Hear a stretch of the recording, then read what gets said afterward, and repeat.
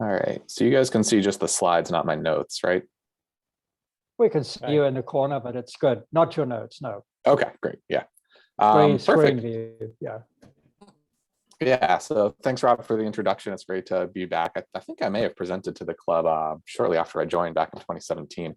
But today, Rob asked me to talk a little bit about the history of the land trust. So I'm adapting a previous presentation, so maybe this should say more of yesterday, today, tomorrow, and beyond. We'll focus more on the history and a little bit about what's going on today and what our plans for the future are.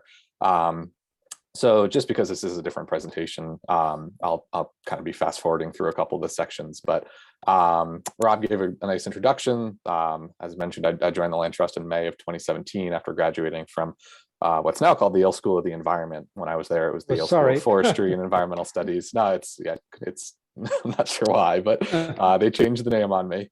I grew up in Connecticut, have been kind of recreating and playing and exploring Connecticut open space for most of my life. So it's been really neat to be able to give back in this position as the executive director.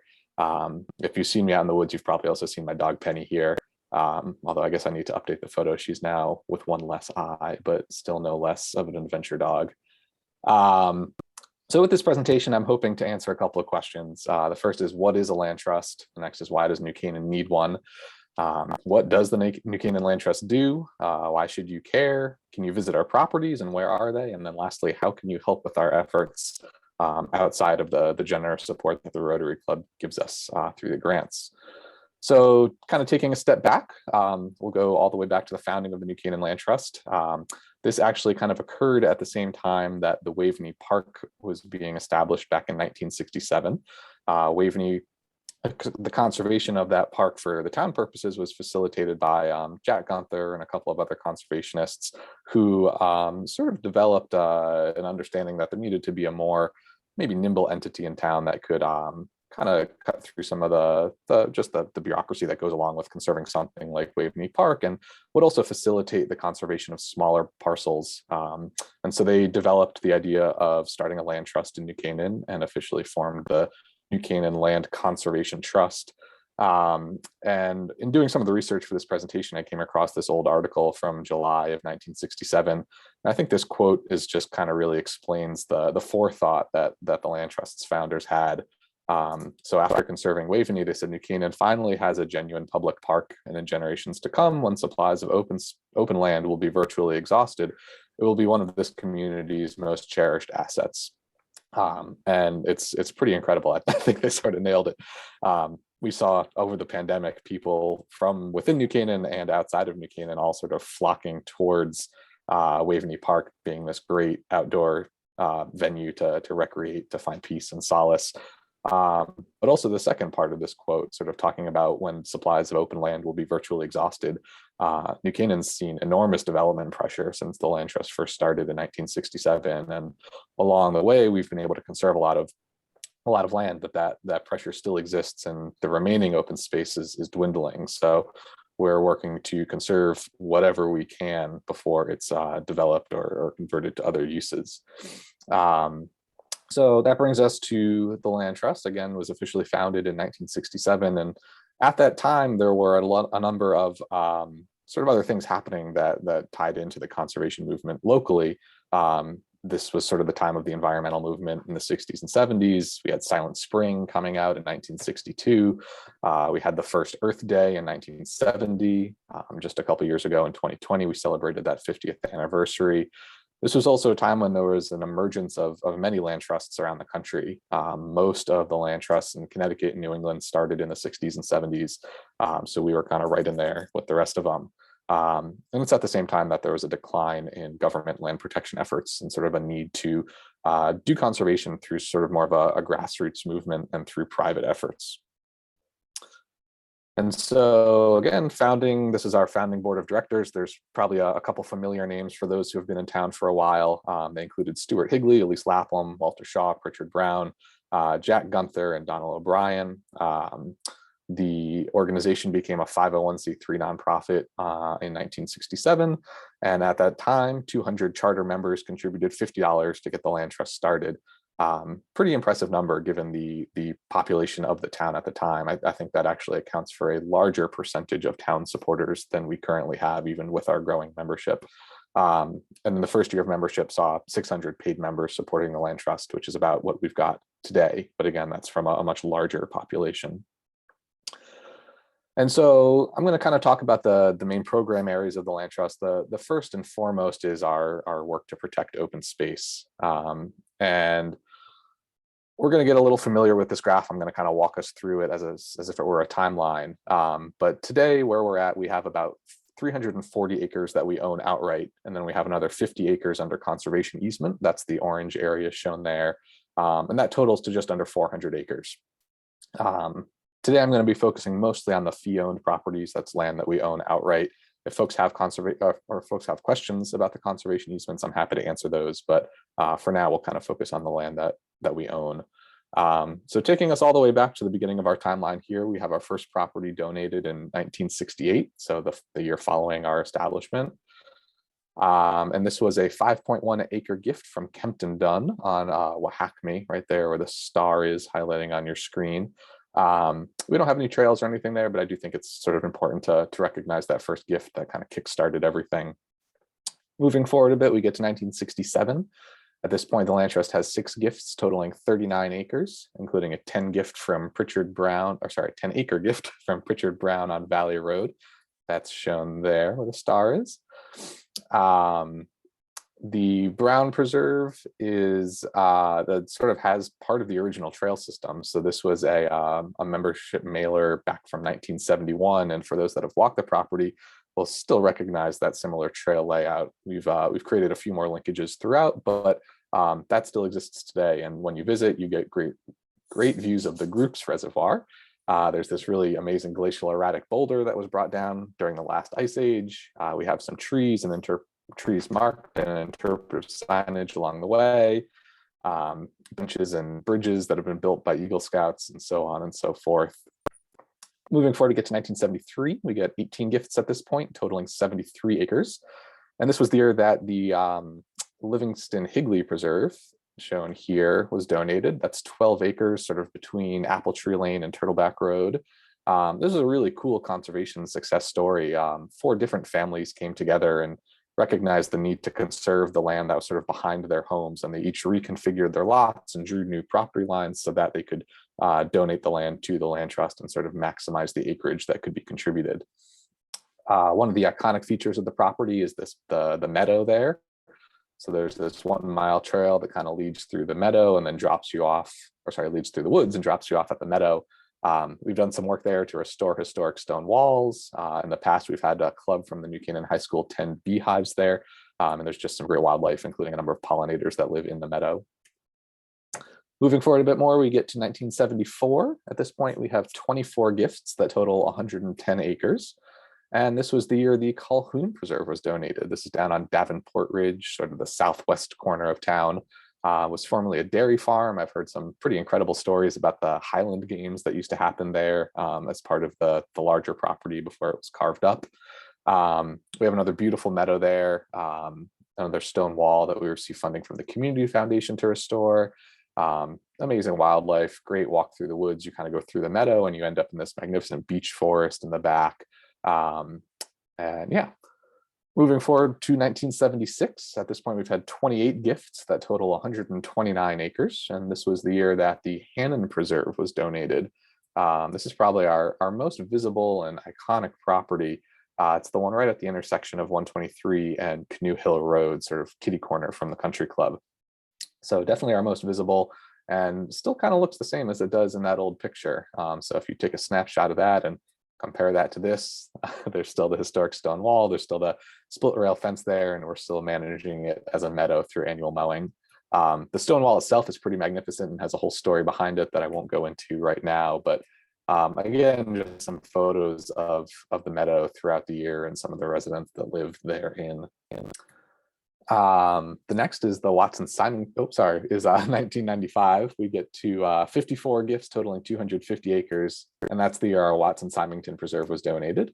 It's sort of our crown jewel property. It's 40 acres off of Wellesley Drive, and definitely has our most extensive trail system, and is our most sort of intact property. Um, one of the reasons it's very popular is that we allow dogs to walk off leash there in the morning. Leashes are required in the afternoon there, and leashes are required on all of our properties otherwise. But it has about 1.75 miles of trails. There's this really cool waterfall on the property, some pretty incredible flora and fauna as well. I'm a tree nerd, obviously, coming from a forestry degree. There's some really impressive large trees on the property that I love, including that tulip poplar that I'm standing next to.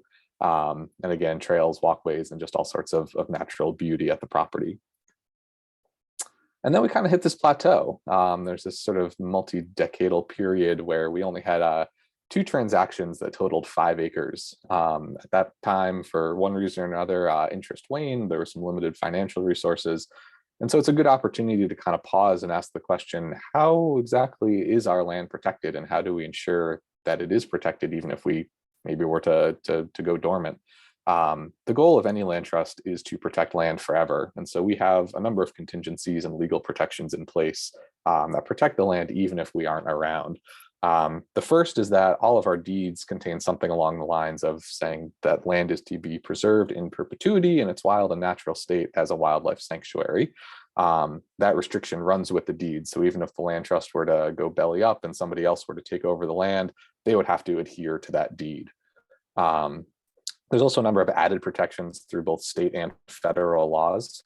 Connecticut is actually really great about protecting land trusts and conservation land. So even if we were to do nothing with our property and somebody tried to claim adverse possession over it, they wouldn't be allowed to. There's an exemption for land trusts. We have protections in terms of the liability that we're exposed to when we open our properties for visitation. As long as we're not charging a fee, we can actually be held liable for injuries that occur on our properties. There's no sort of expectation that we improve the property. And then there's some great protections in terms of encroachment. So if somebody were to mow down an acre of our property or cut down an acre of trees, we can obviously file for damages, but the state actually will allow judges to award up to 5 times the remediation fee. So really strict protections for land trusts, especially in the state of Connecticut, which ensure that we're protected. The other thing that we've gone through recently is becoming accredited. So we received accreditation from the Land Trust Alliance's Accreditation Commission in 2018, and that really ensures that we're operating in accordance with the best practices for our industry, including things like having sound finances, ethical conduct, responsible governance, and lasting stewardship. And sort of all those things together really help land trusts who become accredited to meet that burden of forever. The land we're protecting needs to be protected forever. But fortunately, kind of going back to the what if scenario, that did not happen. We got some new life in 2010. This was facilitated by Chris Shipper, who Rob mentioned is also facilitating the sort of reemergence of the Bristow Bird Sanctuary. He lent a great hand in sort of revitalizing the land trust back in the early 2010s. And one of the first things that we did at that time was to merge with formerly the New Canaan Audubon Society and take ownership of their 5 properties around town. The organization itself, the New Canaan Audubon Society, dissolved, and we took over their holdings and ensured that they would sort of continue to be protected permanently. So that was another 5 acres, or sorry, another 5 parcels added to our holdings that totaled about 60 acres. One of them is the Henry Kelly Uplands on Cedar Lane, which is part of a 40-acre parcel that's contiguous with other land trust properties, including the Silvermine Fowler Preserve, which we'll talk about a bit later. But kind of in recognition of this being Audubon property, I thought I'd put up some photos of the birds and nests and houses that we have installed on the property, as well as some of the historic stone walls that run through. Moving forward a bit more, we get to 2015. By this point, we've had 61 donations totaling 327 acres. And this was the year our Firefly Sanctuary was protected. So this was a 4-acre bargain sale that we acquired, and it is contiguous with another 4-acre parcel that had been protected earlier in the land trust's history. Pretty incredible place. I'm not sure if folks have been there. I'd strongly encourage you to go. It's actually the first known sort of formally protected firefly sanctuary in the US. Since we established it, we have heard of others popping up, but we can't actually find ones that are older than our firefly sanctuary. And the fireflies come out sort of during the peak viewing season of late June and kind of early July. We usually say right around the 4th of July is the peak. It's actually been so popular in the past couple of years, we've had to start implementing a registration system, which we're going to continue this year and hopefully find ways to get more people out there. But one of the more incredible things in New Canaan in terms of sort of the natural features of our town. Moving forward a bit more, we get to 2017, where we have 64 donations of land totaling 337 acres. And this was the year the Silvermine Fowler Preserve was protected. So I mentioned earlier the Henry Kelly Uplands. That's sort of the main area of the property, and the Silvermine Fowler Preserve, as indicated by the star here, is sort of that easternmost leg that comes off of the Henry Kelly Uplands. This was a 6.5 acre gift that connected to an additional 35 acres of open space. And sort of the iconic feature of the property is the pond. We were able to protect the entirety of Still Pond with this acquisition. And this was made possible through a really cool capital campaign. It was done in partnership with the Trust for Public Land.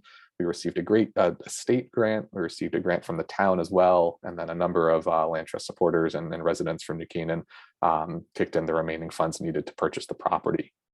And so together, that's a 40 acre preserve that connects with the Audubon property that I mentioned earlier. We've got trails on the property, bird watching. There's an app that folks use when they go birding, and we've actually had folks identify over 100 different species of birds at the property. So it's a great habitat. We host an annual campfire there each year. And again, just being a tree nerd, there's some really great big trees there as well, including this split stem red oak. And so that brings us to where we are today, 66 different parcels totaling 340 acres. And then we also have an additional 13 of those conservation easements. That's about another 50 acres.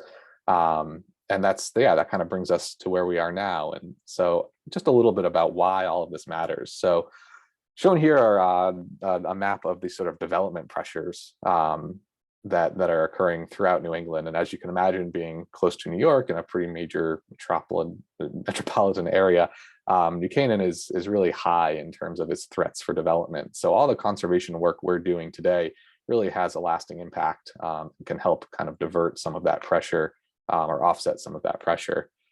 Taking a closer look at New Canaan specifically, this is a study that the Harvard Forest put together as part of their New England Landscape Futures project, sort of projecting what development might look like over the course of the next 60 years. The map on the left is sort of current day, with obviously green as sort of either forested or some sort of open space, and red being more densely developed. As you can see, over the course of 30 and then 60 years, that development pressure really just increases and consumes the entire town. So we're really concerned about making sure that there's open space in town, not just today, but into the future. And it's also important to recognize that this is part of something bigger. The work we do here in New Canaan applies not only to New England, but really to the whole world. The New England forest is one, or the New England region is one of the most forested regions of the country. And so the work we're doing is helping to protect those forests for future generations. Right now, it's estimated that only about 20% of New England's forests are protected. So the work we're doing now helps to increase that number and ensure that this huge resource, this huge carbon sink, is protected for generations to come. And so that leads us to sort of what's next. We looked at this graph for a little while, and so we started asking ourselves, what would it take to get to this point? What would we need to do to double the amount of land that we're conserving, and maybe also double the rate at which we're doing it? And so the first thing we did was to take a look at what our priorities are. And so at the Land Trust, we've identified these 4 things as sort of priorities in terms of conservation opportunities. And that's healthy habitats, providing opportunities for recreation, protecting water resources, and then also protecting historic and cultural resources that exist in town. We took a data-driven approach to identifying these parcels. And so what we did was effectively to layer different data sets with everything from existing open space to critically important habitat areas that have been identified by the state, layered that with wetlands and bird migratory routes, and all that together sort of generated this map on the right that sort of indicates the different priority levels based on our different conservation values that I mentioned in the previous slide. And so that allows us to identify the areas where we're going to focus most of our energy on going forward. With that, we also took the parcel data for the town, and so actually at the parcel level have information about how big each of those parcels are, what their rank was using that system, and how many acres they are. And there's a lot of numbers on this page, but the important ones are circled there in red. We identified nearly 1,000 acres that are potentially high priority conservation areas spread out across 136 different parcels. A big chunk of that was water company lands. That's that 490 acres that we see, or sorry, the difference between the 996 and the 490. But still, even without water company lands, there's nearly 500 acres that we identified as being target conservation opportunities. And so what does that actually look like on the ground? So when we're thinking about strategic land conservation, one of the things we're focusing on is adding acreage to existing preserves. We're also focusing on water resources and creating wildlife corridors, and this conservation project illustrates it perfectly. The green parcel is one that the land trust already owns. If you were sort of heading out of town on Silvermine Road, there's that pull off where you sometimes see trucks or police officers trying to get speeders. We own the sort of woodlands behind that little pull off. And then the areas identified in red are two conservation opportunities that we're working to bring to completion. So both landowners have expressed an interest in working with us and conserving that land. Really, it's a matter of sort of timing of selling the house and doing that transaction at the same time that the mortgage is released. But the neat thing about this opportunity is, as you can see, if we were to then continue farther north, there are more and more conservation opportunities farther north. So the next house to the north has that big expanse of woodlands behind it. As long as they meet the minimum zoning requirements, we can carve some of that off and add it to our preserve and double, maybe even triple the size of this one property. This next part I'm going to move through a little bit quickly, but just talking about how conservation is one piece of what we do. We're also very focused on stewarding the land, which means sort of taking care of the land once we get it and using it for public benefit, as well as engaging the community in everything that we do. And so early on in the land trust movement, there was this idea of preservation. You take the land, you set it aside, you don't do anything with it, and you just kind of let it be. That has transitioned more to, all right, well, we have the land, maybe we should be doing something with it. And maybe that's either providing public access or improving habitats or taking care of invasive species, whatever it may be. And that's sort of the era we're in now, both in New Canaan, but also sort of nationwide. Land trusts are taking a much more active approach to what they do with their properties once they preserve them. And that sort of ties into our current mission and vision. So I'll just quickly read the mission statement. The mission of the New Canaan Land Trust is to foster a connection between the New Canaan community and its natural resources through the conservation and sustainable stewardship of our open space. So again, touching on that, the inherent connection that people have with land and the importance of caring for and building connections within our community and using land as a resource. And so I mentioned land stewardship. I'm going to just quickly run through some of these things that we do. Maintaining healthy meadows is a big part. We do an annual mow of our meadows, but also work to plant native flowers and help the pollinators that really depend on the meadows. We restore woodland habitats by getting rid of invasive species and planting trees, create homes for wildlife. These are all photos taken at land trust properties. We provide opportunities for folks to get out and see that. So these are photos from one of our birding walks that we hosted. I think this was pre-pandemic, as well as the Green Link Trail sort of between Irwin Park and the Nature Center. In total, we have about 6 miles of trails, creating a walkable community. So again, photos from our Green Link Trail. This was opened on Earth Day in 2018 and has been just one of the most popular trails that we've built, just given the proximity to Irwin Park and the Nature Center and being a really great link between the two. We also work to restore historic stone walls. We've restored over 1,000 feet in the last 5 years across 5 of our different properties. And then sort of moving on to the community engagement aspect of what we do. The first sort of most well-known is our Summer Steward internship, which the Rotary Club has generously supported over the past I'd have to go back and look, but as long as I've been here, so at least 5 years, have helped to support the summer steward internship. This is a paid internship. We have 2 sessions, usually 5 to 6 students per session. So we're engaging about a dozen students over the summer in meaningful stewardship work. They learn how to care for our properties. They learn how to build trails. And they obviously leave New Canaan. That's what the photo of the boat there is, and go visit other conservation organizations in our region to learn about the ways that they are conserving land, in this case, also conserving water resources like Long Island Sound. Just a historic reference, while the current iteration of our summer steward program is fairly new, I think we're going to be in our 8th or 9th year. There actually was a similar program back in the 70s, and it was cool to find these old photos and articles about the youth corps that existed in New Canaan back then. Other things we do for community engagement include helping to launch and participate in the Pollinator Pathway program in New Canaan.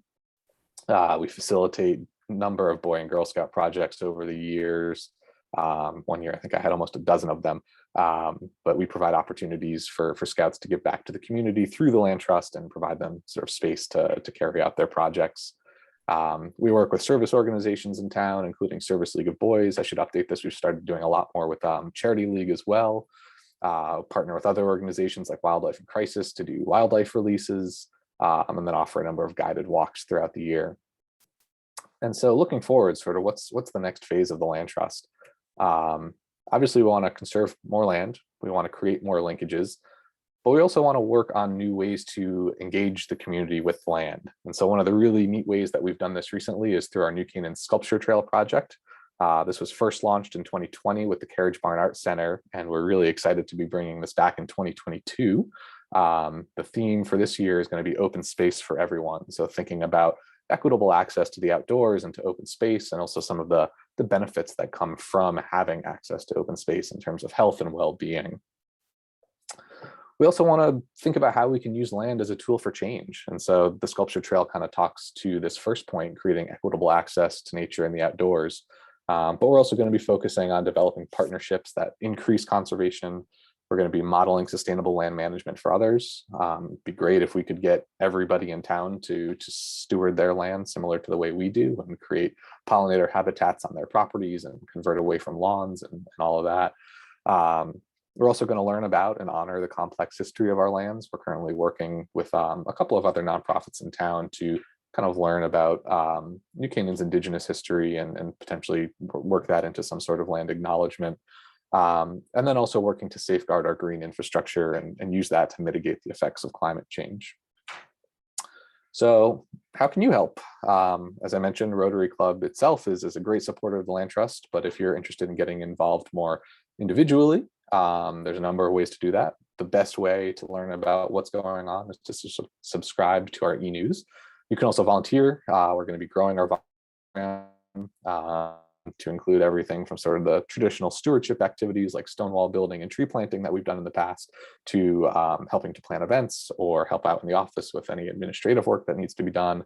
You can help us host an event. You can join one of our committees, and really importantly, just help us spread the word about the Land Trust. We are much more well known than when I first started, but there's still plenty of folks in town who just don't realize what we do or that we even exist, and it's just such a great resource for everybody. You can also become a member. We have a couple of special events for our members throughout the year, including our annual campfire, and gifts of any amount make a difference. The next slide is, I'm not expecting any billion-dollar gifts out of us here, but it's important to recognize that this is a movement and that it's happening at all different scales. And so this is Hans Weiss talking about how he's donating $1 billion over the course of, I think it was the next 10 years towards different conservation and environmental causes. And that sort of philanthropy is really what's needed to make the change that we need today to ensure the protection of these resources for generations in the future. You can also consider the Land Trust in your estate planning. There's different ways just working with land that we can help with estate taxes, largely through accepting gifts of property. And moving forward, the most important thing sort of is just to join us. We love having folks at our events. We love bringing folks out to our properties. We love seeing people out enjoying the trails. We do this for the community. And so we want you to participate We want you to learn with us, want you to explore with us. And we hope you'll take advantage of all that the Land Trust has to offer. So thank you. I'm also happy to take any questions.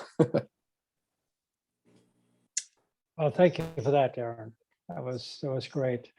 So, everybody back on the screen. Yep, questions for Aaron. Tom. Aaron, thank you. That was outstanding, by the way. We're very, very lucky to have somebody of your caliber doing this job. So, Thank you. The forest, the New England forest, is a treasure. I don't think people around here realize it. I grew up on Long Island, which is pretty close, and we didn't have it. The only trees we had were Norway maples. I thought all the trees in the world were Norway maples when I was a kid. And when you go to other parts of the country, you don't find the forest. And I think of Florida, which at one time did have a forest, but forget it. It's all been mowed down, planted with grass and nice gardens and everything, but it's not real nature. It's not the real world. And it's a treasure that we have here. And then I get really upset when somebody comes in, usually a builder, and acquires an old house with 2 or 3 acres or whatever. And the first thing they do is cut down every tree and destroy a huge amount of habitat and beauty. And I don't know why that makes economic sense, because it seems to me it devalues the property, but it happens. And I just wonder, is there a way we can encourage people to appreciate what we have? It's pretty unique in the whole world. You go to Europe, forget it. There are no forests there. They're very scarce. You go to England, they don't have them. So it's a very special thing. And if you look at the map, satellite map of the globe, there's not a lot of green space in the whole world. So we live in a special place. It would be nice if people around here had a better appreciation of it and liked it a little more. So I'm sorry to box, but anyway. No, I mean, I think you touch on a really important thing, and it's sometimes difficult to recognize that the definition of a forest or a woodland is, sometimes people think of forests as like the White Mountains or something like that. But what we have in New Canaan is a suburban forest. It has value. There's wildlife that lives there, and even if you just have a couple of trees on your property, those trees are part of a larger sort of suburban network of forest. And so, yeah, I'd love to develop ways that we can extend that sort of conservation ethic that we have at the Land Trust beyond our 400 acres. And so I'm not sure if the town has ever considered something like a tree ordinance that would protect some trees, or a replanting program if trees are removed during a construction project, replacing them. But yeah, I mean, I agree. We had a neighbor to one of our properties, or a developer who owns a lot next to one of our properties, just completely clear the entire thing. And if I were to build a house there, it'd be nice to have some mature trees on the property, but they're all gone now. So yeah, I don't totally understand it, but yeah, I agree. It'd be nice to get some appreciation for all the benefits that even just a couple trees on one property provide. Aaron, I have a question. Ben, you want to go first? No, that's fine. Okay. Ben, so- let's take Amy and then Ben, and I think Scott had his hand up. So let's go in that order. Okay, so I have, I'm naive in this fact. What is the total acreage of New Canaan? I know it's 22 square miles, so that'd be 1,000 acres, I think, roughly. what was It's it? what? 15,000 acres. That sounds right. Yeah. Okay, so that's the 400 acres that the Land Trust manages is less than 1% of that. Well, it's about Or no, maybe it's what, almost 3% of that, right? Mhm. So is there some common goal that towns with land trusts have, that they like to have, that they aim to get 5% or 10% or 3%, or is there anything that's a standard? Yes and no. The state of Connecticut has what they call their green plan, which calls for, I believe it's 21% of the state to be conserved as open space, towns in cooperation with land trusts and water company lands or other conservation groups, I think are sort of supposed to be able to do 11%, and then the state itself would do the other 10%. But there's no sort of mandate that that be done on a town by town basis. And as you could imagine, conserving land in Stamford is just inherently more difficult, and the state's gonna not like the state could conserve 100 acres up in Windham County for the same price that they could conserve 10 acres in Fairfield County. So there's not a hard and fast number. I think one way that the town can kind of think more strategically about this is to really consider what type of conservation numbers they want, and then include that in their plan of conservation and development. The plan of conservation and development tends to be very heavy on the development and light on the conservation. So Right. I'd Is there personally like to anything see that's written into any of the documents that the town has prepared that they are aiming for a certain percentage? I don't think a formal goal has ever been articulated or documented now. Okay, okay, thank you. Ed? Yeah, hi. Thank you, Aaron. It was wonderful to hear your talk. I was just wondering if there are gifts that have been offered to you, to the land trust, which you have not been able to accept because you don't have the funds. Not in my experience with the land trust. I mean, the only reason we generally keep reserves around so that we can do exactly that. If somebody comes to us with an opportunity, we can capitalize on that and make it happen. The only reason we might not do that is if there was some sort of issue with the property, like some sort of environmental issue, like a septic tank or something that was going to cause a huge issue. Or if we were talking about like 1/8 of an acre that somebody just wanted to carve off for that'd be difficult for us to kind of do much with, or that had much conservation value. But generally, I mean, we've been fortunate over the past couple of years to really grow our reserves, and we're well positioned for when a donation comes to be able to make that happen. Purchasing land is an entirely different conversation, because just with the price of land, what it is in New Canaan, it's a reach for us, but we've done it, but it takes a lot of effort and planning and support. Mhm. Scott, did you have one? Yeah, I had a question. I had a lot of questions, but one that I think I'll share here. First of all, thanks, Aaron. Great presentation. Really excited. I definitely want to get involved in the land trust. I'm interested in, coming from Europe after living basically 18 years in Zurich and then in Paris, did a lot of walking and, thought, hey, we're coming to this wonderful nature. I feel like I moved to a retreat center out here in the North 40 on Jonathan Road, but there's no sidewalks. And so I'm really interested in seeing the city and the land trust somehow collaborate so that we can walk more around this beautiful area and without getting hit by a car or something. I mean, that's a real danger, I think, going along Owen, for example.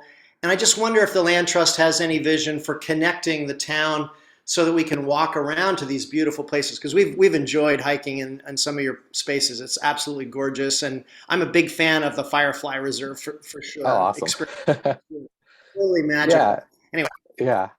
So the answer is sort of yes, and there's more to be done. I mean, the Green Link Trail between the Nature Center and Irwin Park was actually one of those linkages identified by the town. It was in the plan of conservation and development.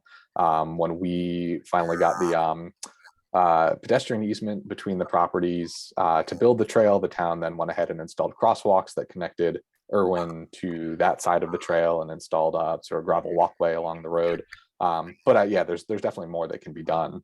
We're always looking at sort of strategic linkages between roads. And then once we have those, I definitely think there's an opportunity to do exactly what kind of happened with the Green Link, where then the town can help facilitate additional walking sort of on the roads or between.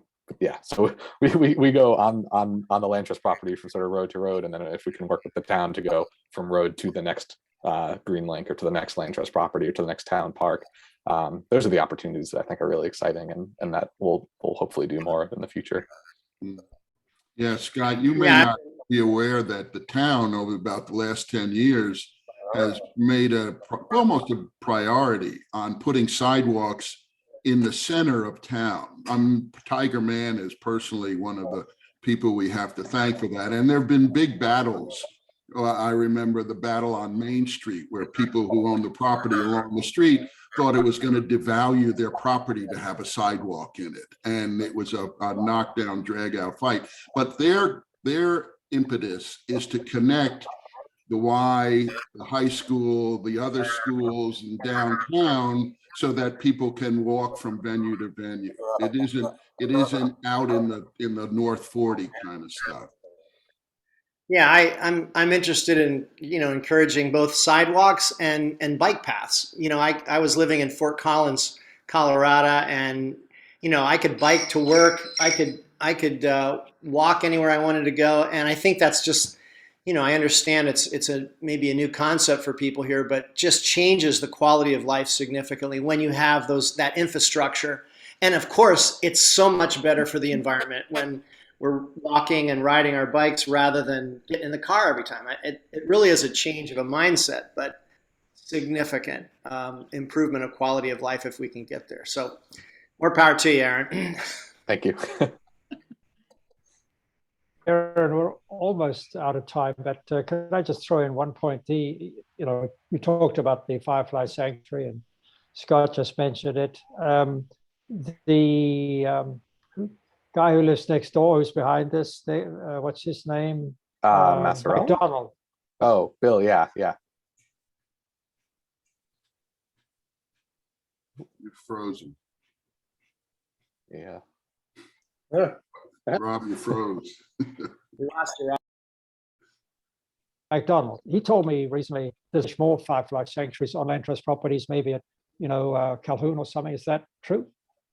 Yeah, so with the sort of huge gain in popularity. I mean, it's long term, obviously. Yeah. It doesn't happen overnight. Yeah.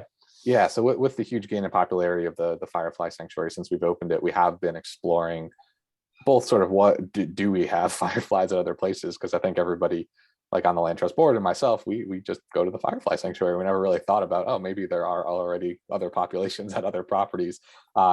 And we were happy to find that at Calhoun, there's actually already a really great population there.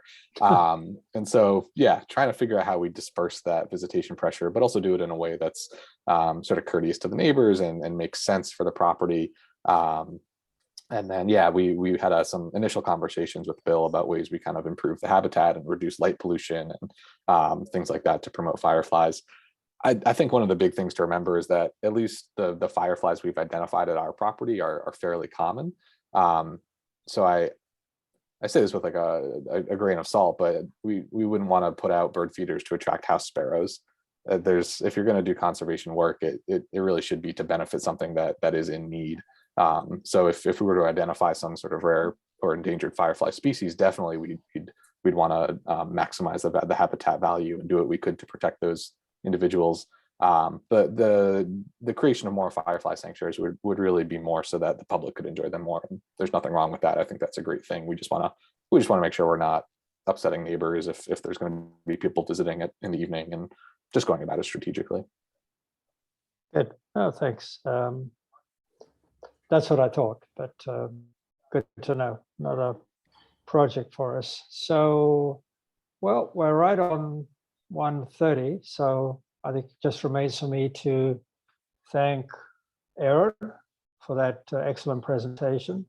And I will get an application from you when we invite them. And we'll see you in the spring. And to all of you members, thank you very much for your time today. And we'll meet again next Thursday on Zoom. Thanks.